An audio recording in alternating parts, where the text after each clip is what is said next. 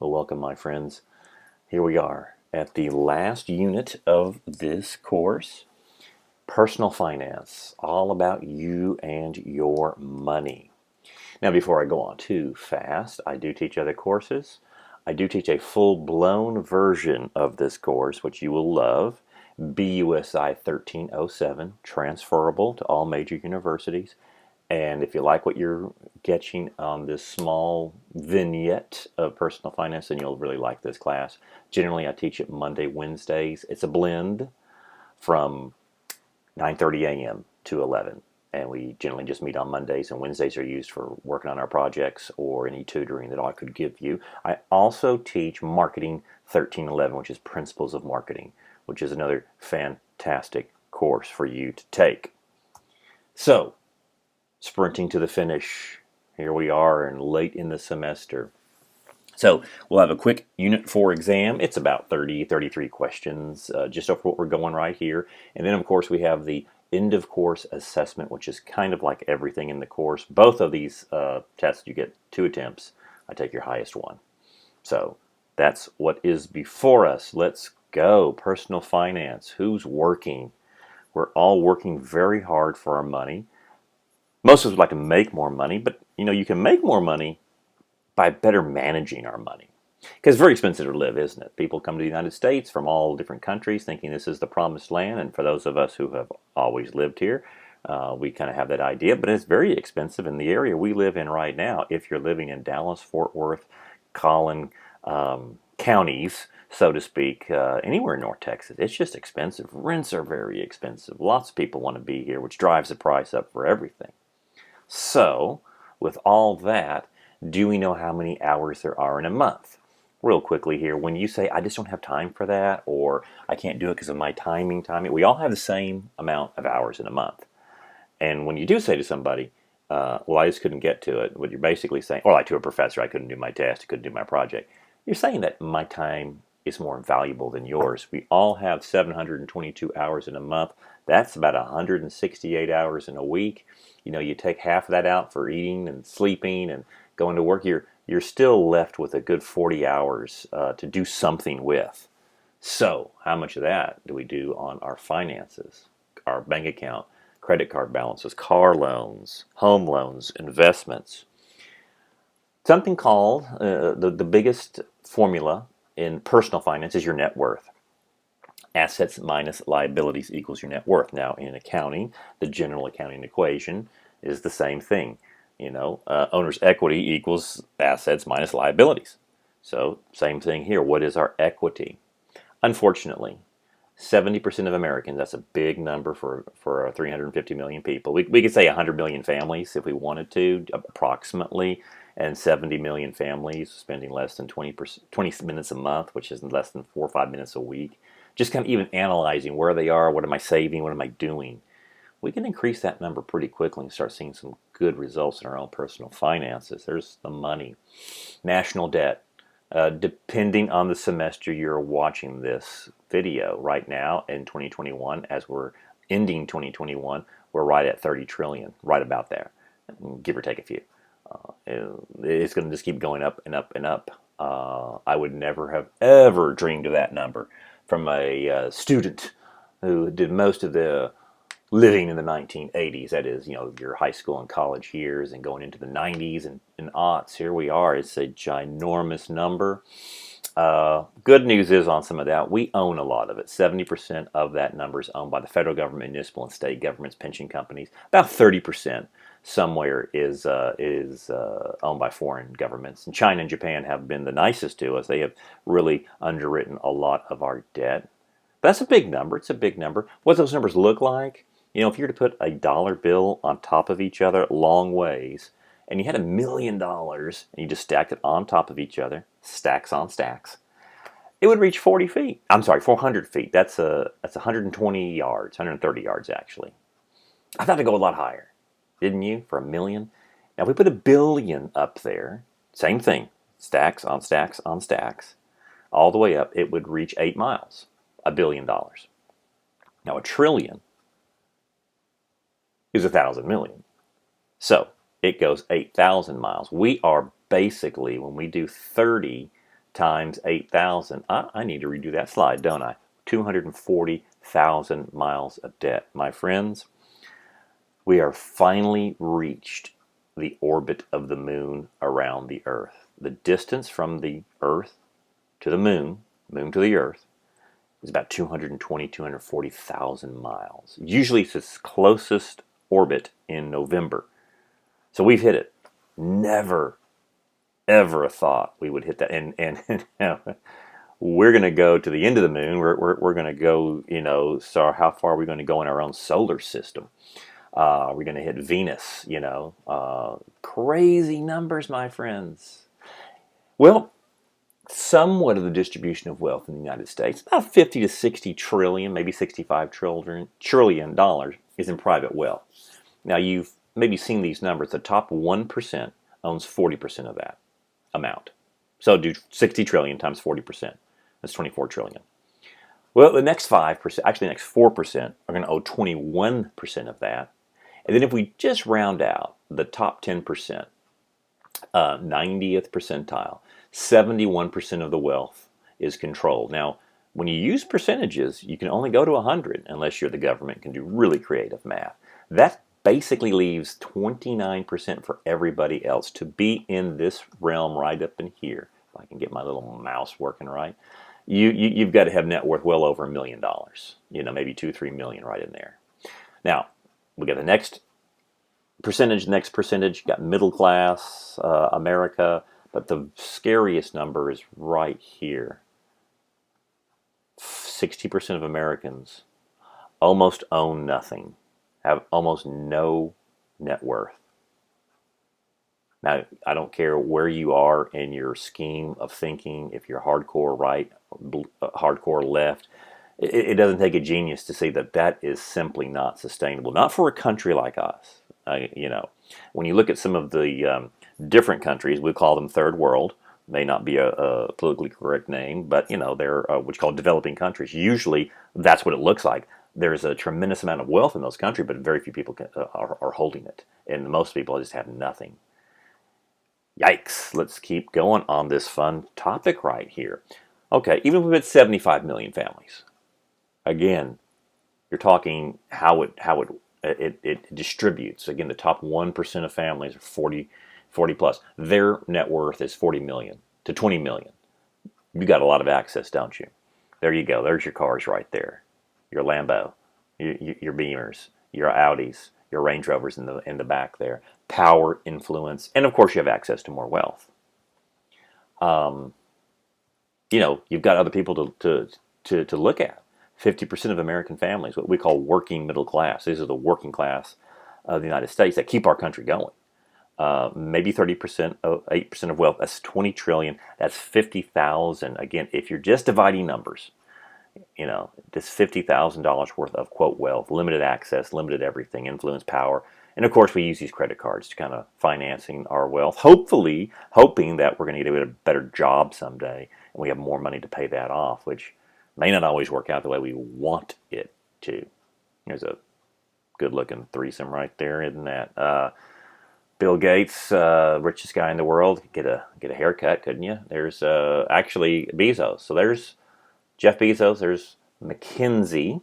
Now they're divorced. And there's Bill. Those three people right there just put their wealth together. More than 60% of all Americans put together. More than 50% of everyone in this world put together. How can that be possible? And how can it be sustainable? Hey, we need wealthy people. That's not the argument here. But everyone needs to be able to share in something. Let them work hard and have opportunities. So 40% of everyone else has less than 0.2% of wealth. $800 per, nothing, friends. No access, no influence, no power, no jobs, and lots of government assistance. So if we could get it right in the private world sector, maybe we wouldn't need so much government help. Just things to think about. Well, eradication of the middle class. The middle class, after World War II, built this country. And the middle class basically meant this. You got a job, you go to high school, get an education, possibly college during the time, get a good job, buy a house, pay for it, have a pension, have a retirement, have your children, let them have an education, and the cycle continues. It's what builds, civilizations. Since the year 2000, this is very modern day. This is your lifetime. 20 million personal bankruptcies since the year 2000. Most of these are what you would call Chapter 7, which is a liquidation.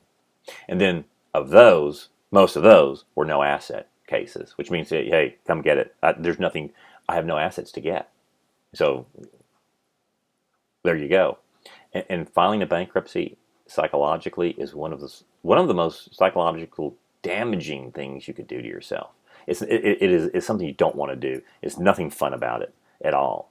And it stays on your record for 10 years, and then probably you never get it past that. 25% of that was filed under 27 years old. You can't file a bankruptcy unless you're 18 or older. So you have a small window here. A quarter of bankruptcies are filed by 20-year-olds. Yikes. 10 million home foreclosures.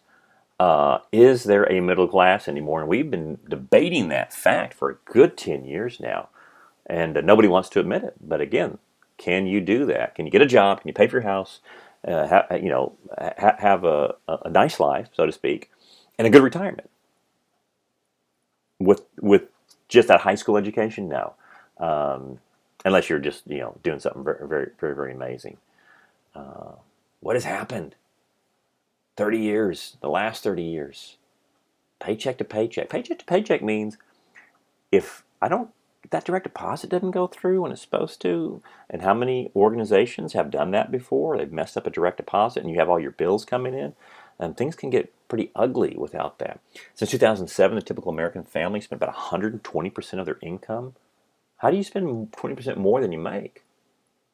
Well, you'd have to use debt.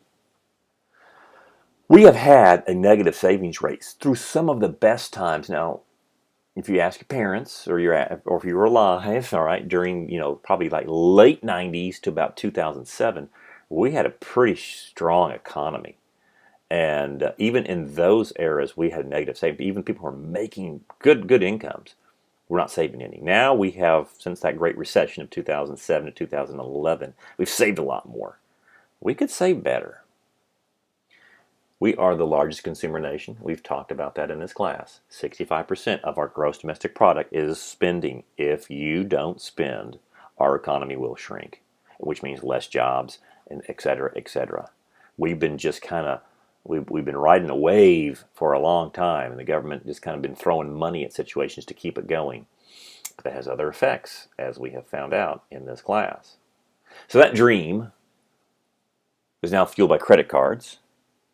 Most Americans just say, you know what, if I could just get out of debt or get my debt under control, that's pretty much my goal right now. Versus I paying my house off. Now we're looking at investment debt with a mortgage, and planning for retirement used to be that American dream.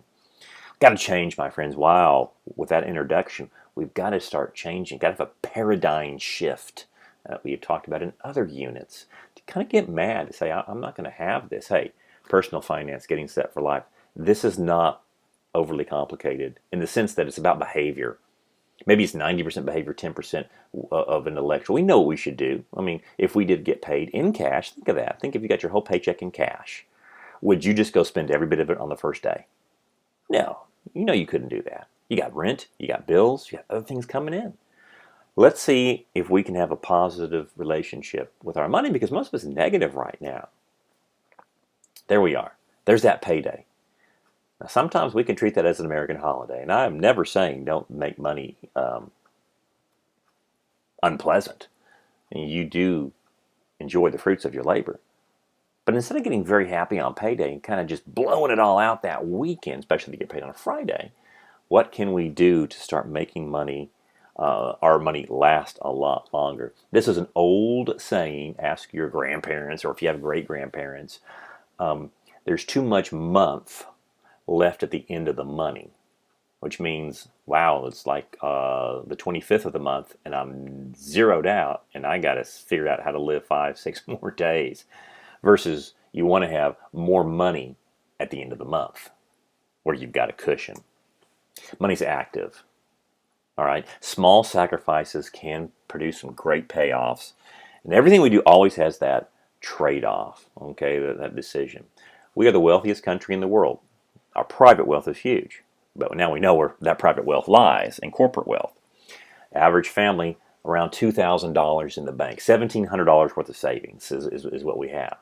Of a basic savings account, not retirement, but just a savings. Japanese families have always saved so much money, somewhere close when you do the yen to dollar conversion, about $50,000. Different lifestyles, different mentalities.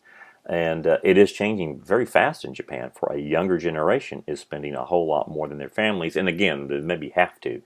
That's the sad part about it, because expenses have risen so much. Incomes have never kept up with inflation. And we are in a very strange time. And so we got to do something, my friends. We got to think and act differently. We've talked about our goals and our systems in Unit 3.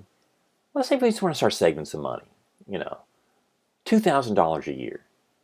Most Americans don't even have that in the bank as a cushion emergency fund bank account. How can we start doing that? Can we make it a system and a habit? And again, I would recommend Atomic Habits by James Clear. It is a great book. I like books on personal improvement much more than just saying dream and dare to be big or something. So how can you actually get progress going? Well, $2,000 a year. If I said I want to save that on January 1, then December 31st, I go, oh, you know what? I better deposit $2,000 into my savings account. Well, at the end of December, I'll have no money. I'll spend it all during Christmas, and I'll have to say, oops, let's do it next year.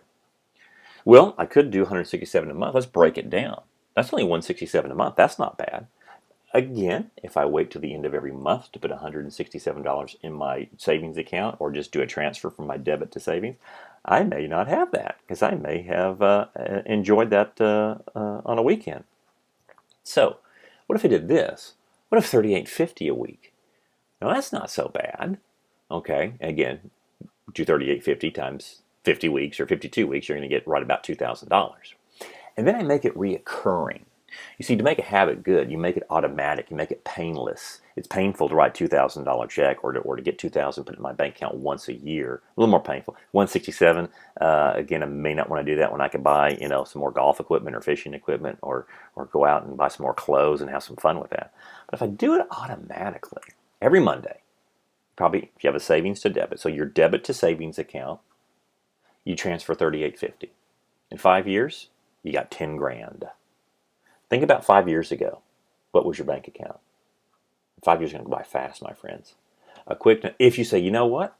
You can do it this way too. You can do $19. 19 on Monday, 19 on Friday.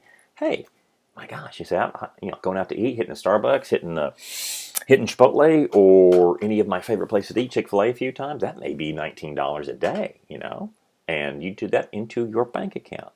Well, you know what? You said, I don't really have a job right now. My wages, I'm just going to school, and they're limited. Okay, what about $1,000 a year? There you go, $19.50 a month. I'm sorry, a Monday. It's $1,000 a year. 5 years, you got $5,000. You start, my friend, start something. Even if you said, you know what? I don't know if I have anything, but I know I'm getting some money a week. And I know I can do $950 times 50. Okay, so there's my 52 weeks actually, which we're looking at. And then in 5 years, I got $2,500. Worse versus doing nothing. It gets you in the habit-forming way to start being positive. There's a great way to start saving. Hey, if you're rolling, all right, then put in $5,000 a year. All right, just do the math. Put in 10. Great. Put in 20. Whatever you can do, whenever your situation is. And I've always said this, and I don't mean to be age discriminative. I'm just a middle-aged guy myself. I wish I'd have done this when I was in my 20s and made it happen, because you have so much time to do it. This stuff doesn't automatically work when you say, oh, I'm graduating college, now I'll start saving. Do it what you can right now. And hopefully things will start getting better, and you'll start seeing the results, and you'll want to do more. The power of saving money.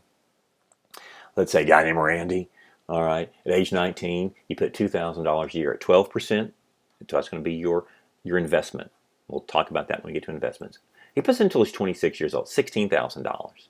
He says, you know what, I'm done. I'm stopped.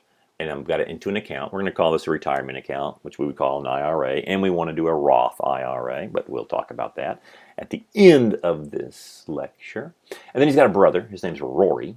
And he said, damn, Randy, you did a good job. Here, I'm going to do the same thing. You know, we were twins, but instead of 27 years old, now I'm going to start putting 2,000. I got your same investment, but I'm going to go. I'm going to keep going. I'll go to him 75. I'm going to outdo you because, you know, we're rivals, we're brothers. And so I'll put in 76,000. Now both, that's a great idea. Again, that's what? That's $38.50 a week. That's all it is. Who was smarter? Well, I think they both were pretty good, but Randy, at his investment, 65, got 2,300,000. Let's just round up. Now again, it's a perfect world. It's a mathematical equation using compound interest. That's all we're looking at. Rory put more money in. He put 76,000 in. Randy put 16 in. Rory got 1,500,000. Still, you'd take that in a heartbeat. But why did Randy get a little more? That's the power of saving money with compound interest and doing it as young as you possibly can, because money will double, my friends. Here's a great tool for you always to use. It's called the rule of 72. Always use in finance, in your personal finance. Whatever interest rate you're getting in an investment, if you divide it by the number 72, it will tell you how fast your money doubles. So say you got a $1,000 investment. Maybe it's a Christmas gift, and you found the investment. If you put it in 6% interest, well, 72 divided by 6 is 12. So every 12 years, that investment, that $1,000 doubled. So doubled by the time you got to about in 40 years. If you got 12%, well, 72 divided by 12 is 6.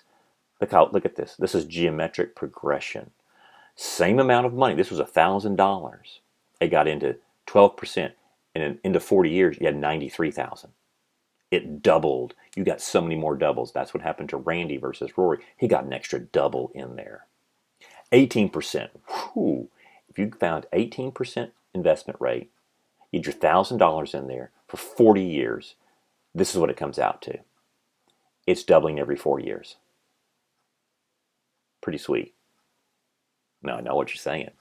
Hey man, I don't know what you're smoking, Mr. Business Professor, but there's no way to get 18% in investment rates. Well, actually there are, but let me tell you this: you got a credit card, I can pretty much assure you, you're paying banks 18%. You see why banks are so wealthy, and debt organizations that loan money are so wealthy, because they're getting huge numbers. So you want to get this immediately? Wipe out your credit card debt. You could say, as Ben Franklin would say, a penny saved, penny earned. I am now earning my 18% because I'm not paying it to anybody. Reverse the question sometimes, my friends. Here's why we're saving: emergency funding, purchasing, and wealth building. We've got to start working on this, my friend. There's something called an emergency fund, which you have to have. This is why 70% of Americans live paycheck to paycheck and on the verge of a financial disaster. There's nothing to back them up.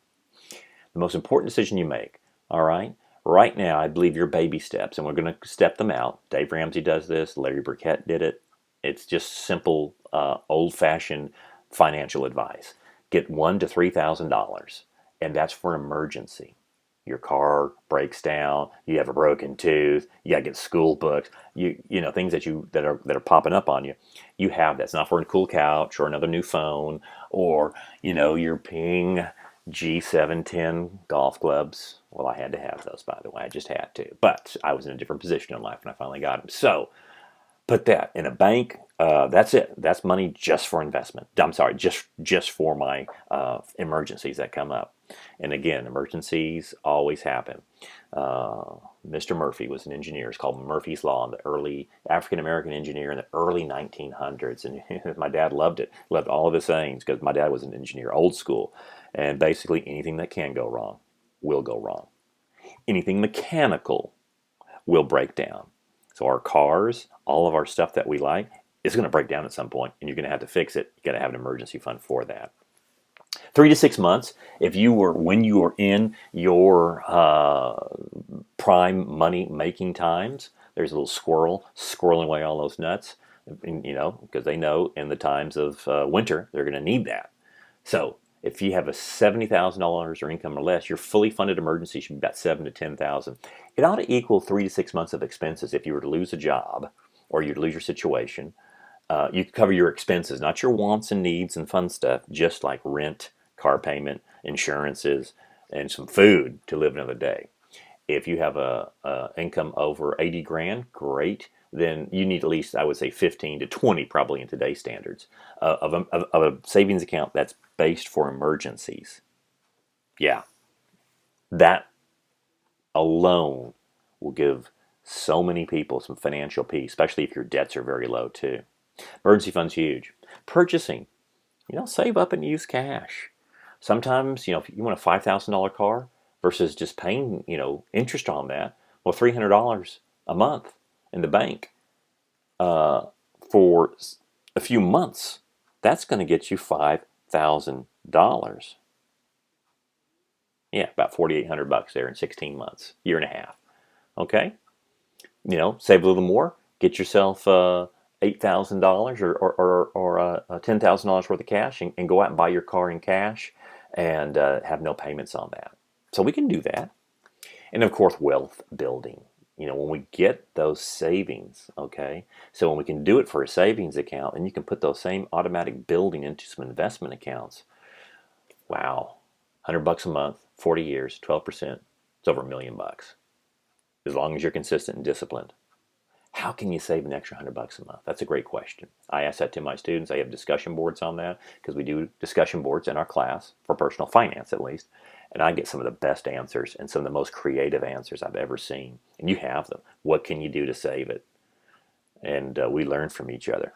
That's why you want to take my personal finance class. It's a lot of fun. It's the only class that's ever going to be about you, just like this is.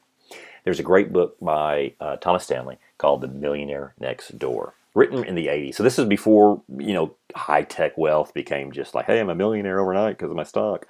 This is this hardcore living and saving. And it was the most exhaustive book done on wealth in America.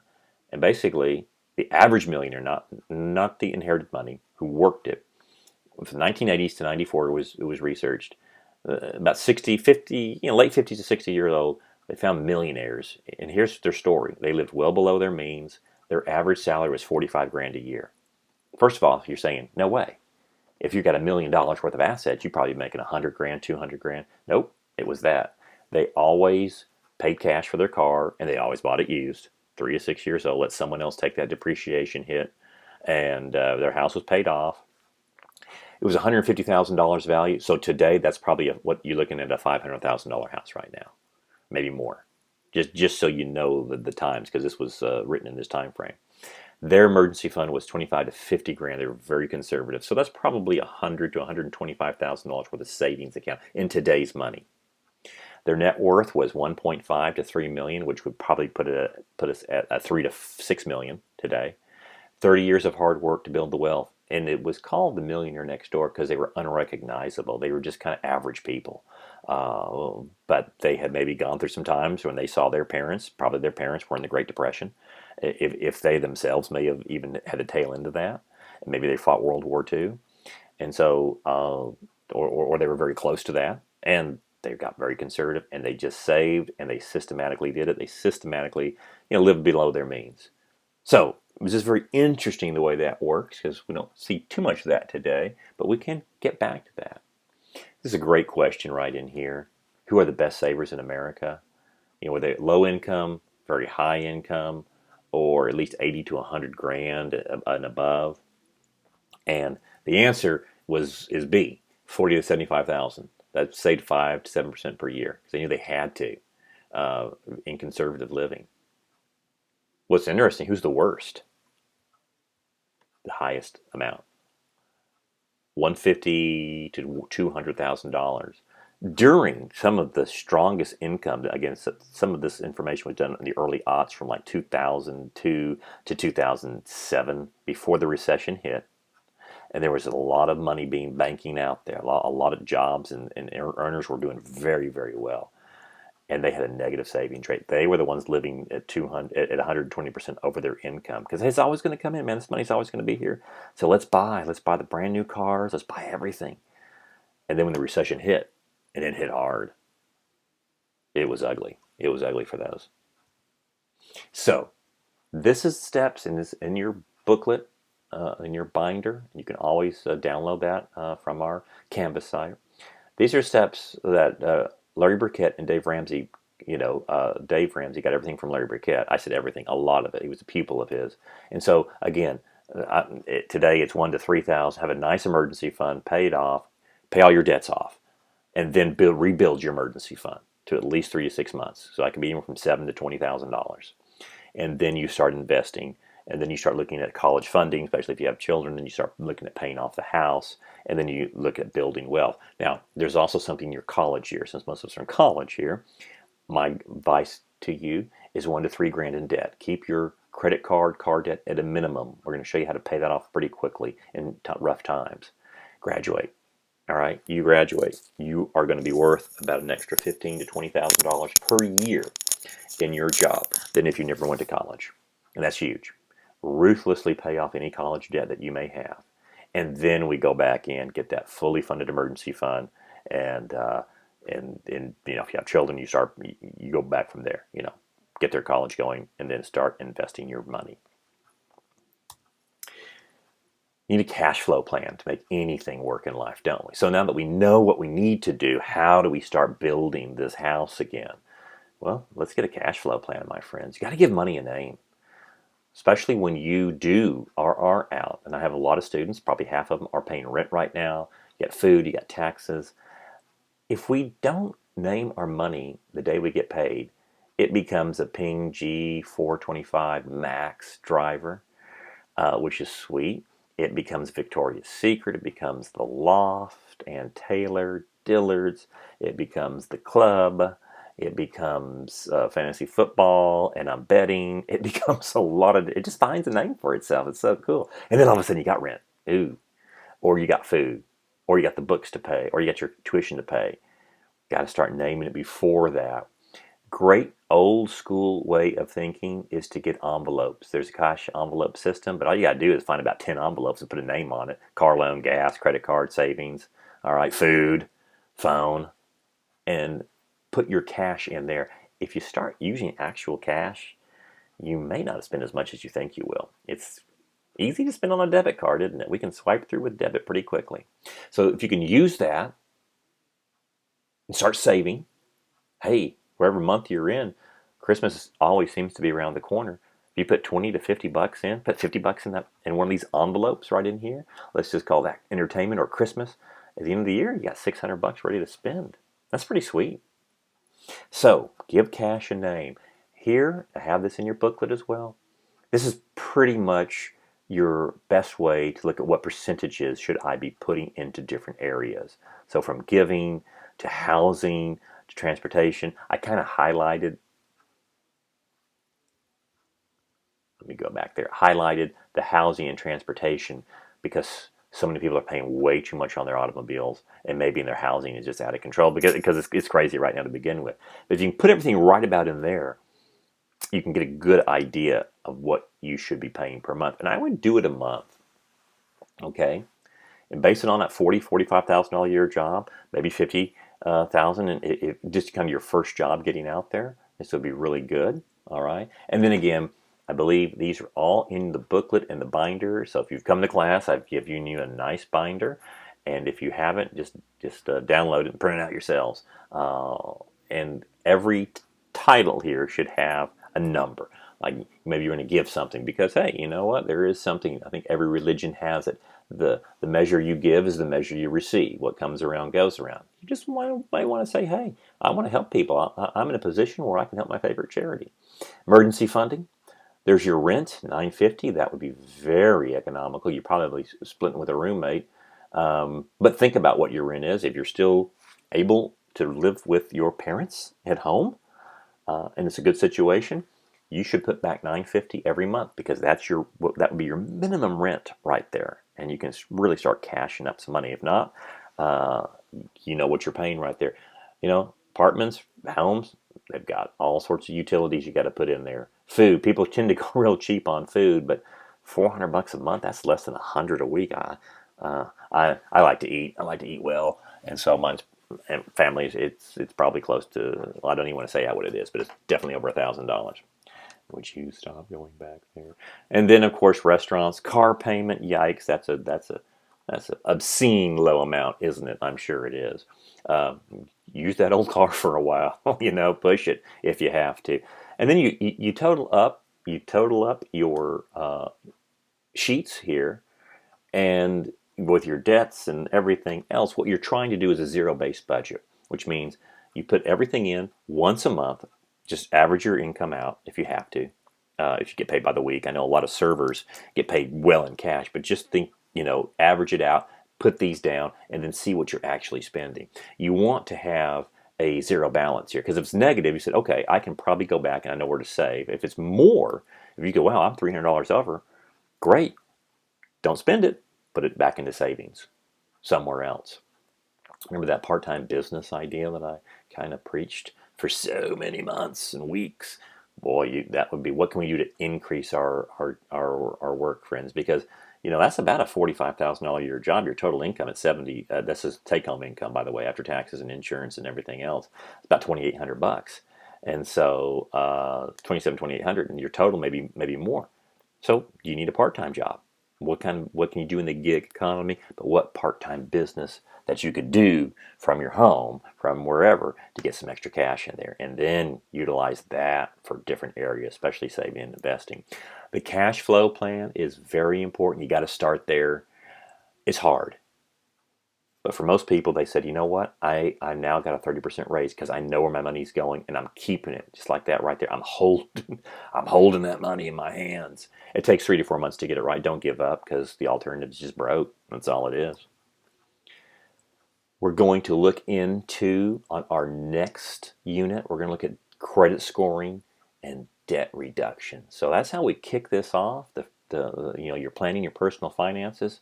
So utilize the cash flow plan. See where you can start saving some money.